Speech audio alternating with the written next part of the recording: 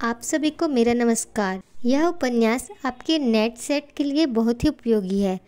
तो चलिए हम इसे प्रारंभ करते हैं। है क्या? मैं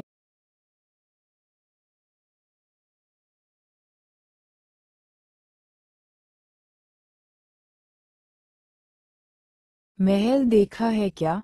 मैंने तो कल्पना से श्रेष्ठी धनदत्त का सर्जन किया था और प्रांत भाग में कोई महल भी उसी शक्ति से खड़ा कर लिया था।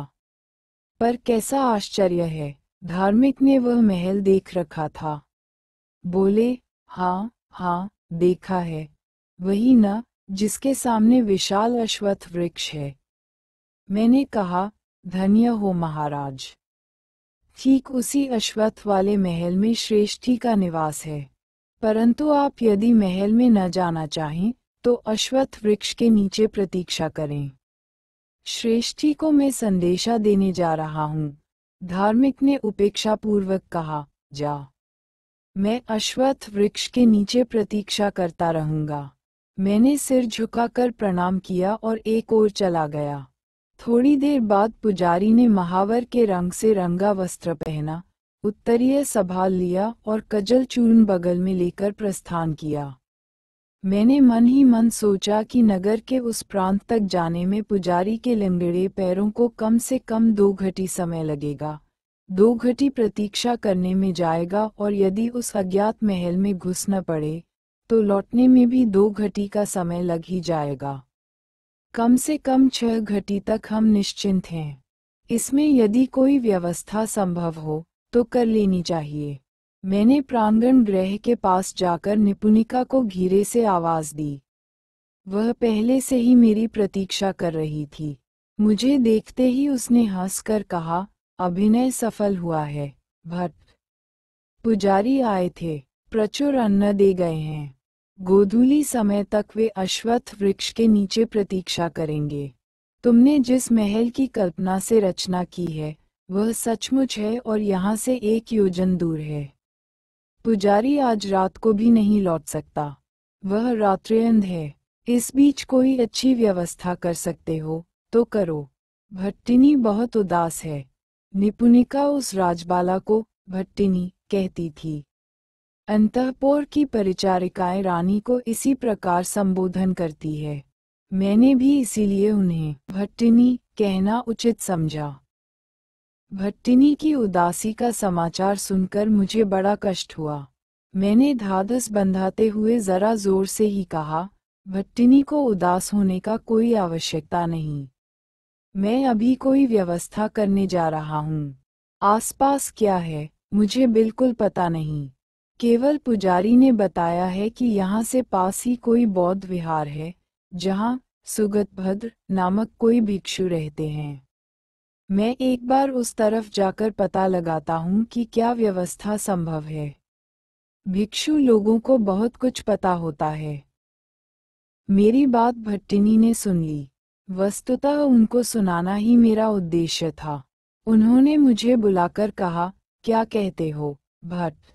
सुगतभद्र क्या वही हैं, जो तक्षशिला की ओर धर्म प्रचार करने गए थे? क्या वे नालंदा के आचार्य शीलभद्र के गुरु भाई हैं? मैं नहीं जानता, देवी। मैंने इतना ही सुना है कि कोई सुगतभद्र नामक भिक्षु पास के विहार में रहते हैं। पता लगा लो, भद्र। यदि वे आचार्य शीलभद्र के सहपाठी तक्षशिला से लौटे हुए हैं, तो मेरा भाग्य आज प्रसन्न है। वे मेरे पिता के समान हैं, उन्हें मैं संदेश भेजेंगी। मैंने विनीत भाव से कहा, भद्र, मैं अभी पता लगाऊंगा। परंतु यदि वही हूं, तो मैं क्या संदेशा ले जाऊं? भट्टिनी ने कहा, कह देना, भद्र, कि देवपुत्र तुवर मिलिंद की कन्या आपको प्रणाम कहती है और यदि प्रसाद हो, तो दर्शन पाना चाहती है। मेरे दिल में धक से लगा। बोला, तो देवी, क्या आप तत्र भवन विषम समर विजयी, बाहिक विभार्दन, प्रत्यंत बावत देवपुत्र तुवर मिलिंद की कन्या हैं? राजबाला की आंखें नीची हो गई। बड़े बड़े पुंडरीक दल से नयनों में अश्रु भर आए। भर्राई हुई आवाज में बोली, हाँ, भद्र। मैं थोड़ी देर तक आश्चर्य में डूबता उतराता खड़ा रहा। उचित स्थान पर विधाता का पक्षपात हुआ है। हिमालय के सिवा गंगा की धारा को कौन जन्म दे सकता है? महासमुद्र के सिवा कौस्तुभ मणि को कौन उत्पन्न कर सकता है? धरित्री के सिवा और कौन है जो सीता को जन्म दे सके? मैं बड़भागी हूँ जो इस महिमाशालिनी राजबाला की सेवा का अवसर पा सका। आहा, किस पाप अभिष्टि ने इस कुसुम कलिका को तोड़ लिया था? किस दुर्विह भोग लिप्सा ने इस पवित्र शरीर को कलुषित करने का संकल्प किया था? किस दुर्निवार पाप भावना ने ज्योत्सना को लीन करना चाहा था? मेरे हृदय की भक्ति और भी बढ़ गई। मैं संभ्रमपूर्वक हाथ जोड़कर बोला, हे राजनंदिनी, आपकी आज्ञा शिरोधार्य है, पर आज तो इस संदेश को ले जाना बुद्धिमानी का काम नहीं है। आप एक बार सोचे कि हम लोग कैसी परिस्थिति में हैं। भट्टिनी ने अवसन होकर कहा, मैं नहीं जानती, भद्र। जो उचित हो सो करो। यदि सुगतभद्र वही है तो उनसे कुछ भी कहने में हानि की कोई संभावना नहीं है। इतना कहकर वे रो पड़ीं। निपुणिका ने रूंगे गले से कहा, ना भट्टिनी, रोशरो मत, और उनके गले लिपट गई। मैं कर्तव्यमूढ़ बना खड़ा रहा। निपुणिका ने रंधे गले से हो कहा, भट्ट जाओ। मैं तत्काल बाहर निकल आया। आते आते देख आया कि भट्टिनी फफक फफक कर रो रही है। निश्चय ही मेरा हृदय उस समय काठ के समान संज्ञाहीन रहा होगा, नहीं तो इतनी बड़ी वेदना वह सह कैसे सका। निपुणिका ने भीतर से किवाड़ बंद कर लिए। मैं बौद्ध विहार की ओर अवश गति से चल पड़ा। मेरे पैरों में स्फूर्ति नहीं। क्या मैं देवपुत्र तुवर मिलिंद की कन्या के उपयुक्त कोई आवास स्थान खोज सकूंगा? क्या भदंत सुगतभद्र आचार्य शीलभद्र के सहाध्यायी है?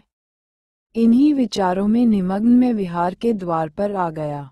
विहार दुतल्ला था, पर आजकल बौद्धों में विहार बनाने की जो नई शैली मान्य होती जा रही है, वह इसमें भी दिख रही थी। बाहर से सीधे दुतल्ले पर जाने की सीढ़ी थी। इकतल्ले पर आने का रास्ता भीतर की ओर था। बिना दुतल्ले पर गए कोई नीचे के तल्ले में नहीं जा सकता।